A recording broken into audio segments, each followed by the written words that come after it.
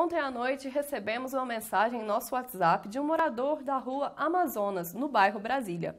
Ele nos enviou essa foto falando que um veículo estava pegando fogo próximo à sua residência.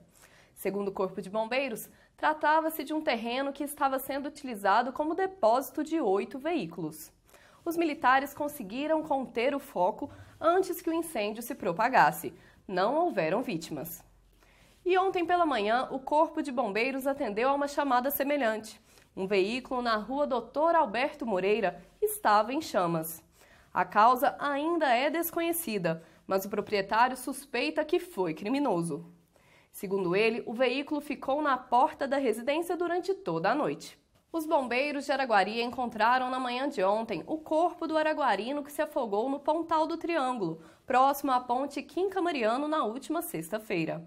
O jovem de 29 anos estava pescando com o irmão e seu pai quando seu barco bateu em um tronco de árvore e ele caiu da embarcação.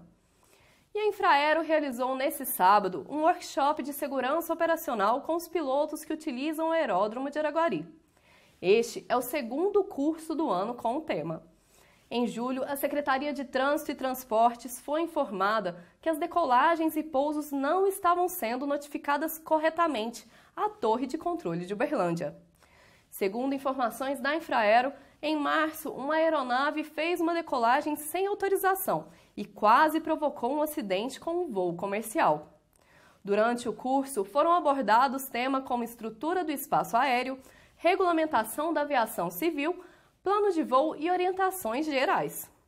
Os procedimentos exigidos, além de previstos na legislação em vigor, visam garantir a segurança da tripulação. Agora vamos falar de e-commerce. Os números do comércio eletrônico cresceram 7,4% no último ano. O número vai à contramão da situação financeira do país. Mas ainda tem muita gente com receio de fazer compras na internet.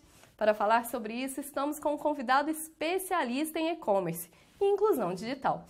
Cláudio Marcelini, seja bem-vindo ao nosso estúdio. Muito obrigado pelo convite. Estou aqui à disposição dos seus telespectadores.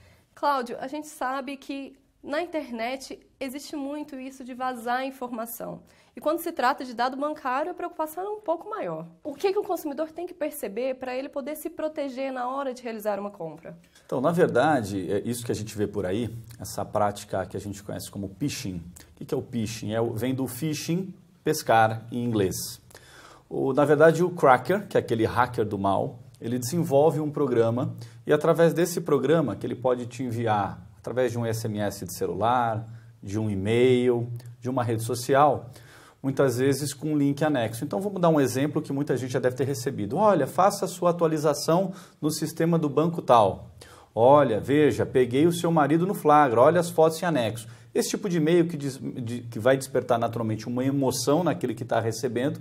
E aí, esse usuário desapercebido, desatento, quando ele faz o clique, por exemplo, naquele arquivo, o cracker, que está do outro lado, passa a sugar aquelas informações que são digitadas pelo usuário. Então, muita gente pensa, olha, os crackers estão invadindo o banco. Não é bem por aí. Quem passa esses dados para o cracker é o próprio usuário que está desatento. O próprio Facebook ele já foi invadido, teve alguns dados que foram roubados já. Existe algum tipo de criptografia que é realmente segura para se utilizar na internet?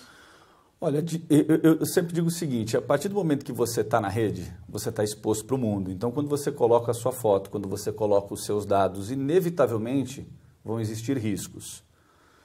Mas você também não pode esquecer que as estatísticas, mostram que muitas vezes é mais seguro, com todos esses pormenores, comprar na internet do que comprar no mundo físico. Isso numa proporção de 5:1. Mas isso por quê?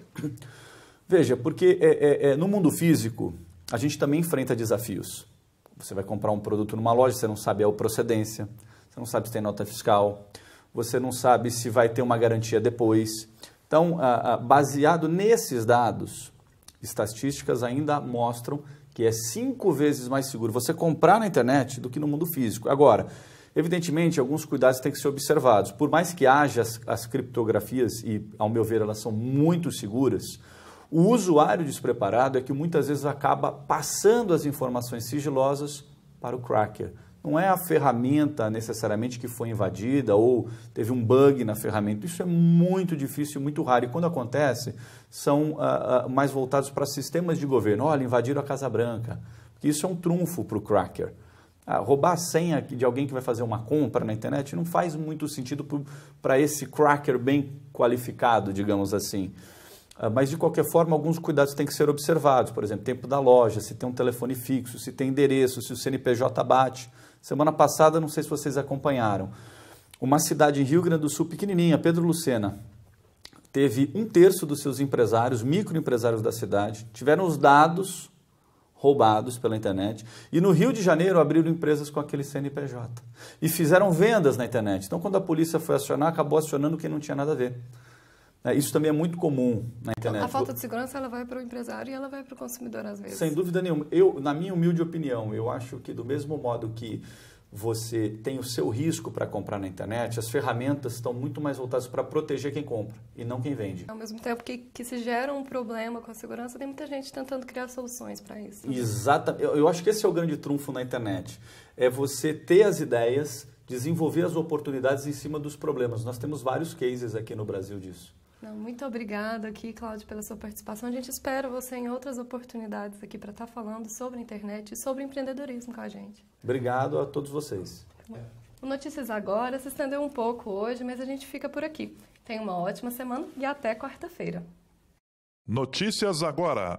Oferecimento. Capelo e Companhia. 3241-5311.